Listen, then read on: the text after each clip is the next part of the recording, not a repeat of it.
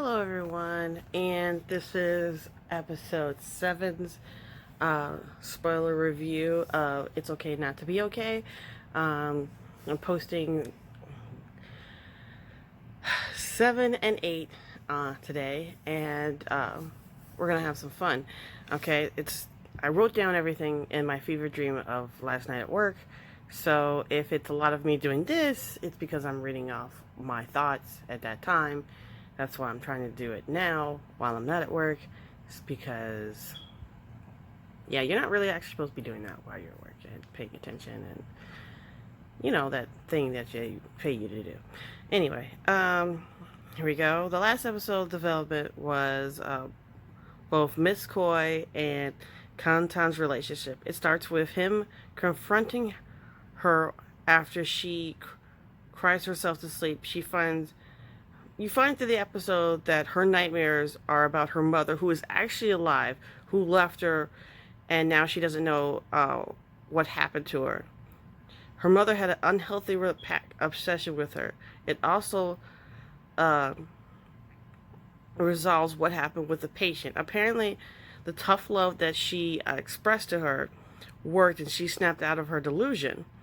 Though Koi class gets canceled because of what she did, and she demands compensation from the patient, and so she asks for the coat. And at first, Kantan is extremely worried about this because they're all worried about delusion. As I said from the last episode, stepping someone out of the delusion can be really bad. They can come comatose. It's a really bad thing. So forcing someone out and put stressors and pressure onto it. Although on some levels you should do that, it's not to that extent, obviously. Okay, so she gives her the coat, and she feels a weight off her because she feels like it was the reason why her daughter died. In the episode, you have a flashback where you see that she wasn't a rich woman. She was actually working in a restaurant. She owned a restaurant, and her daughter spent all her money to buy her mother a very expensive shawl. And she freaked out. She said, "How could you do that? I'm worth this." And I'm so tired of it. And she says, "Take it back." And the daughter storms out, and she walks into the street and gets hit and killed, all because of the shawl and her anger. And the last thing she says was, it was yelling at her, calling her stupid for buying her worthless mother something so expensive.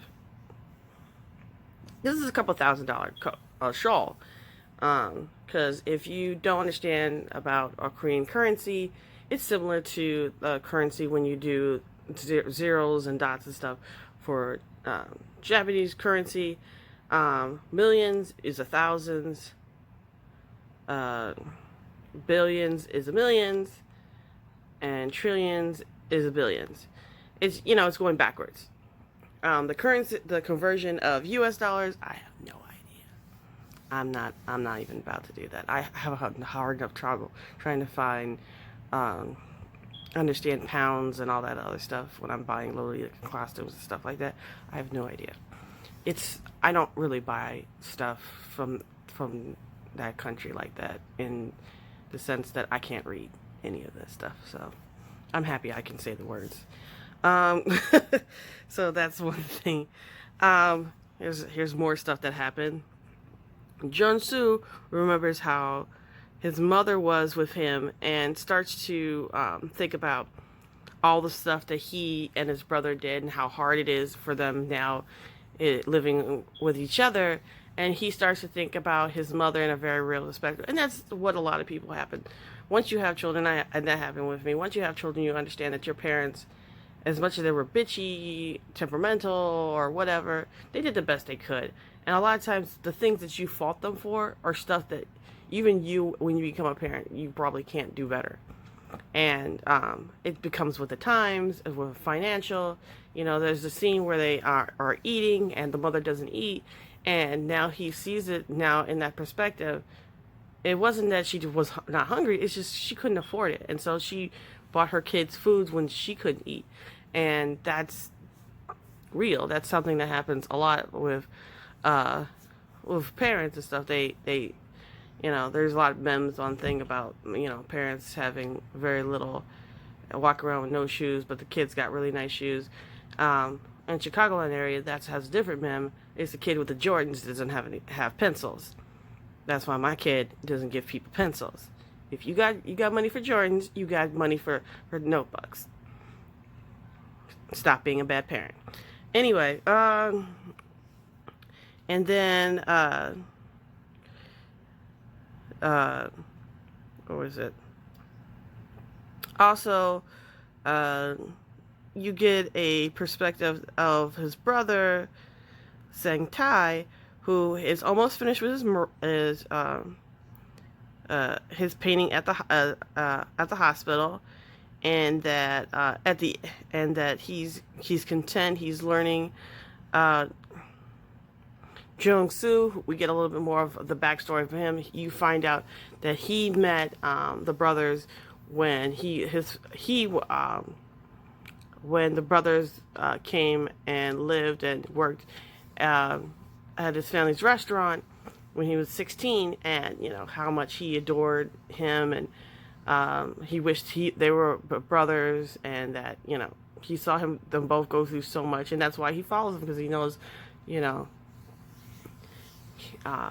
they're really trying to work hard and trying to be this family, and for him, they are extended parts of his family. So you get a clear understanding of what the aspects of the relationships are. A lot of people, they've been all together for a long, long time, and how Miss Koi is affecting those relationships, because they feel like they're being kind of torn from each other because of his involvement. But it's really about him understanding that he wants to evolve. He can't be everything to his brother and nothing to himself, and that she's allowing him to be selfish. And that's something that happens, when we have children, we stop being a selfish person. We devote ourselves to our children. But he never got to have a chance to have that childhood or that rebellious side. So, and technically, that's not his child. He's not able to release himself because he feels like he's bound to his brother. And it's not like he hates his brother. He understands that he has to take care of his brother and that his brother needs him. But he also understands, slowly but surely, and you see it through the episode, is that you can take care of him, but you also have to take care of yourself. It's about self-discovery, a lot of this. And the story ends with Miss Koi actually shedding her long hair and cutting her hair, and then him coming in and Kantai and finishing up, and they have this nice smile and a giggle, showing the relationship changed. He spent the day with her, and he really got a chance to get to know her and different aspects of it, and she got to start to feel normal in a sense of having that family relationship. So I wouldn't say this has gotten too romantic. I feel like their next episode kind of goes further into it, but I think it's one of those things where it's more of they getting to know each other and it's a friendship level. So that's it. Like and subscribe, and I'll see you for episode 8.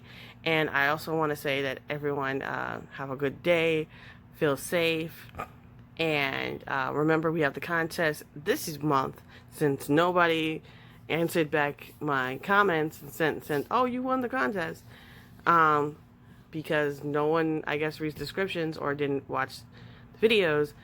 It's now 3 items on Instagram and YouTube. It's just not me picking from everything. So like and subscribe. If you're not a follower or subscriber, you can't win. So even if you're a subscriber and you don't make any comments, if you're a new subscriber for this month, then you are in the running. But if you put down a comment and you have not won, obviously, before, then you could win. If you have just liked something recently, well, just comment because I can't find the likes and stuff for the individual person. Like and subscribe, and have a good day, everyone.